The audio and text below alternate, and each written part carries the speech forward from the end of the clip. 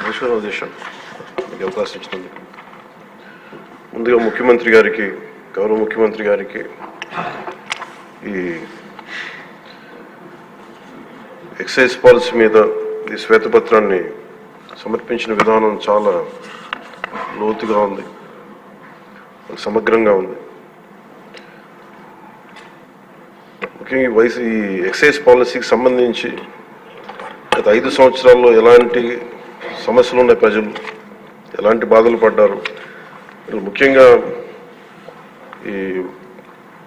ఇలా కల్తీ సారా తాగి, ఇలాంటి ఇలిసిట్ లిక్కర్ తాగి, వారి ప్రైవేట్ బ్రాండ్స్ తాగి ప్రజలు ఏ స్థాయికి వెళ్ళిపోయారు అనేది ప్రత్యక్షంగా నేను కూడా చాలా నా దగ్గరికి వచ్చి చాలా సమస్యలు చెప్పుకున్నాను. ప్రజలు ముఖ్యంగా గుంటూరు నుంచి ఒక బాధితురాలు వచ్చి భర్తను తీసుకొచ్చింది.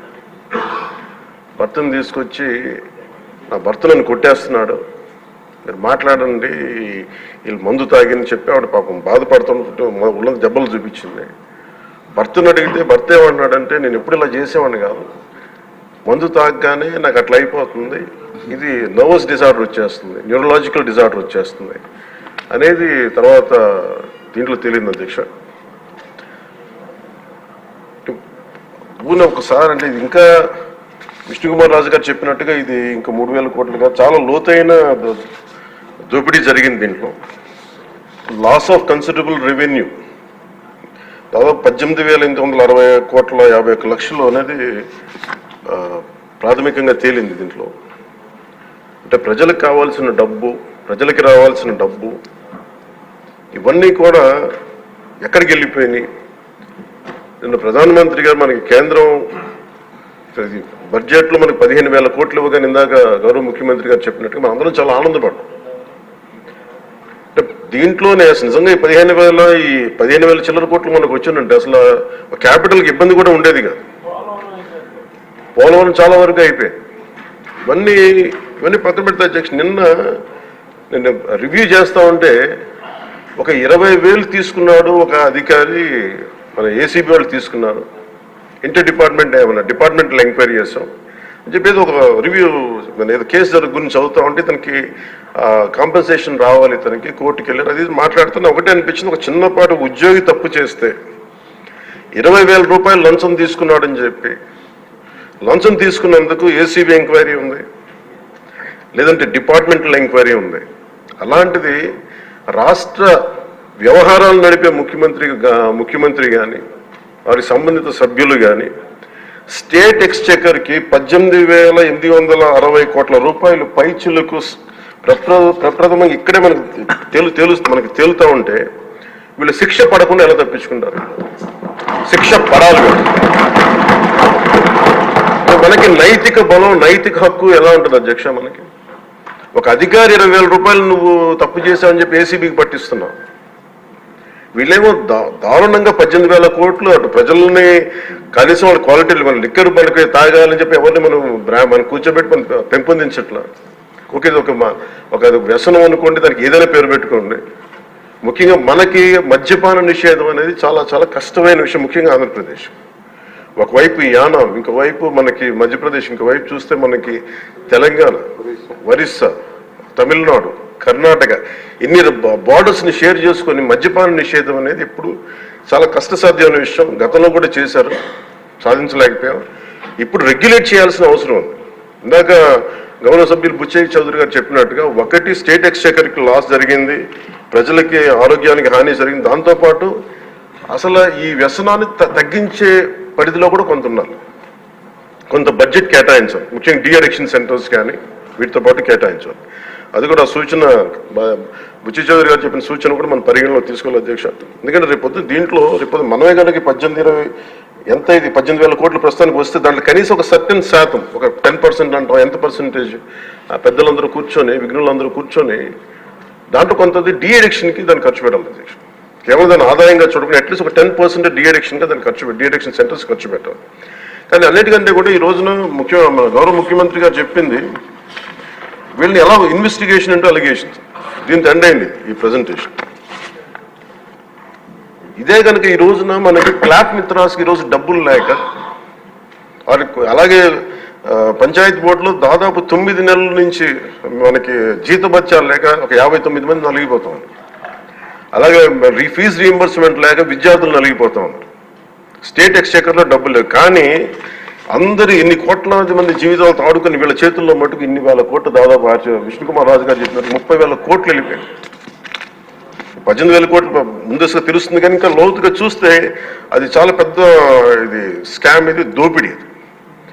వీటిని కనుక మనం వదిలేస్తే తప్పు చేసిన వాళ్ళని గత ప్రభుత్వం సంబంధించిన ఇది ఇట్స్ నాట్ అబౌట్ వెండట పగా ప్రతీకారం కాదు, కానీ వీళ్ళని స్వేచ్ఛగా కనుక వదిలేస్తే వాళ్ళ అదృష్టవశాత్తు ఈరోజు వాళ్ళకి లేరు. వాళ్ళు కనుక ఉండుంటే వాళ్ళకి నిజంగా వాళ్ళకి సమాధానం చెప్పాల్సిన పరిస్థితి ఉండేది.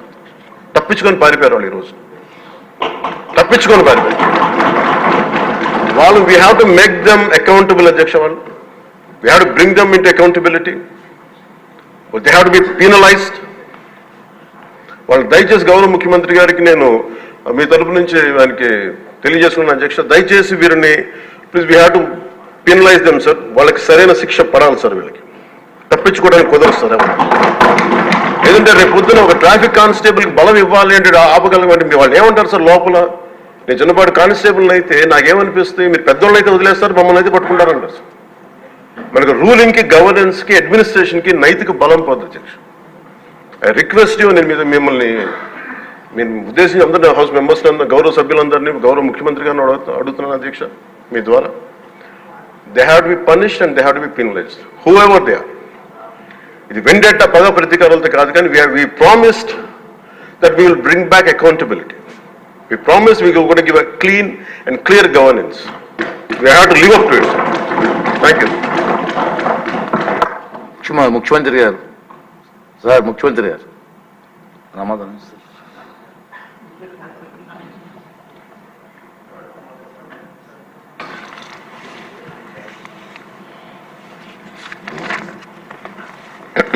అధ్యక్ష, చివరిగా మాట్లాడినటువంటి డిప్యూటీ సీఎం గారు అధ్యక్ష చాలా స్పష్టంగా ఆయన మీరు చెప్పారు.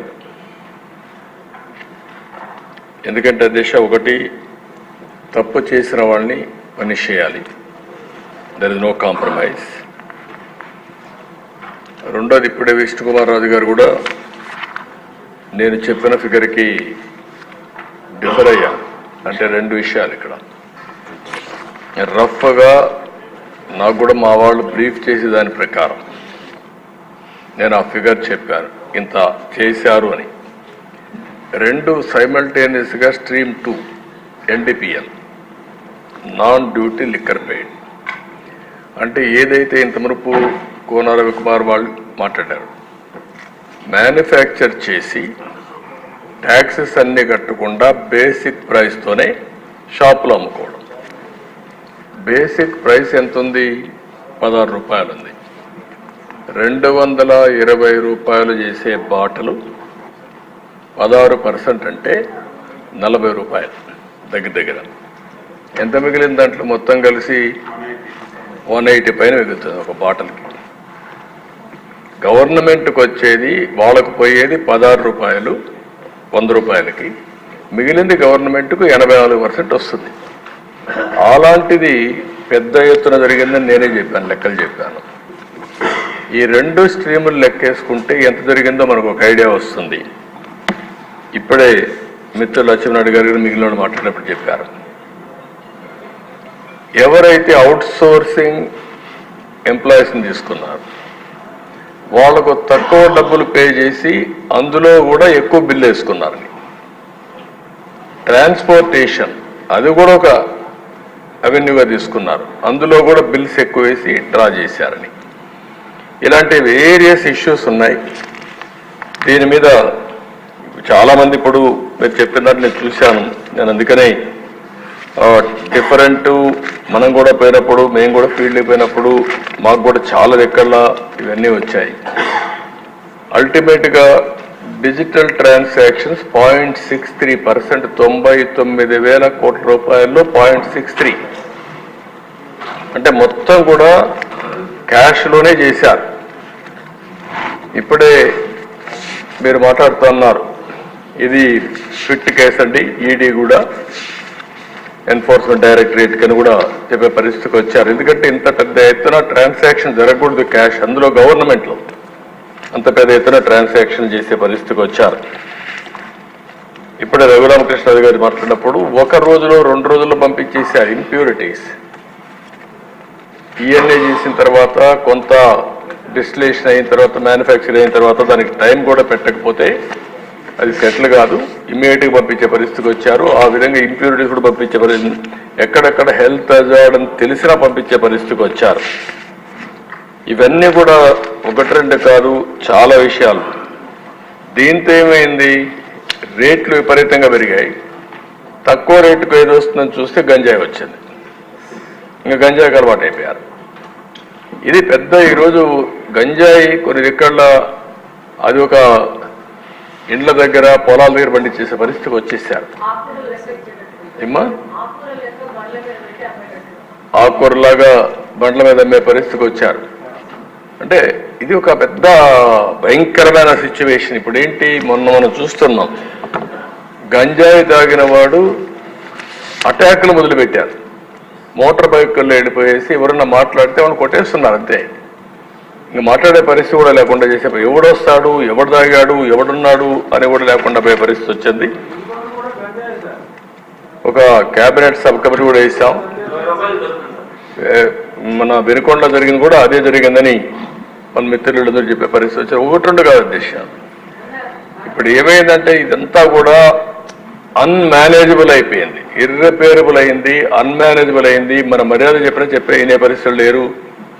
కడాన బరి తెగించి మీరు చూస్తే ఆర్డీఓ ఆఫీసు కూడా తగలబెట్టేసే పరిస్థితికి వస్తే నేను హెలికాప్టర్ ఇచ్చి పంపించే పరిస్థితికి వచ్చాను. ఇక్కడే దేశ జంగారెడ్డిగూడెంలో ఆ రోజు ఇల్సిట్గా సారాగాంచి ఇవన్నీ చేస్తే 21 మంది చనిపోయారు. పార్టీ పరంగా పోయి ఆ రోజు మనం డబ్బులు కూడా పే చేసే పరిస్థితికి వచ్చాం. ఇలాంటివన్నీ వచ్చినప్పుడు మనం కూడా గుర్తుపెట్టుకోవాల్సింది కొంటే మీరందరూ చెప్పిన దానిపైన ఇప్పుడే శ్రీనివాస్ గారు మాట్లాడుతూ తాడేపల్లిగూడెం చాలా స్పష్టంగా చెప్పాడు.